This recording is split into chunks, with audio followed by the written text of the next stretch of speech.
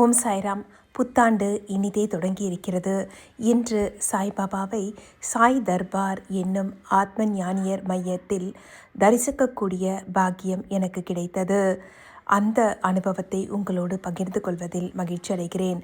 இன்று பாபாவின் தரிசனத்தோடு பாபா மாமி என்று அனைவராலும் அன்புடன் அழைக்கக்கூடிய குரு அம்மாவின் ஆசீர்வாதத்தோடும் இன்று இனிதாகவே தொடங்கியது புத்தாண்டு.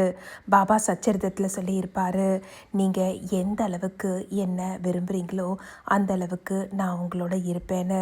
பாபா நம்ம வீட்டுக்கு வர்றதுக்கு எந்த விதமான வாகனமோ வண்டியோ ரயிலோ ஏன் விமானமோ தேவையில்லை. இந்த மாதிரி கேலண்டர் ரூபத்தில் கூட நம்ம வீட்டுக்கு வர முடியும். இதைத்தான் சாய் சச்சரிதத்தில் ஒரு அத்தியாயத்தில் சொல்லியிருப்பார்.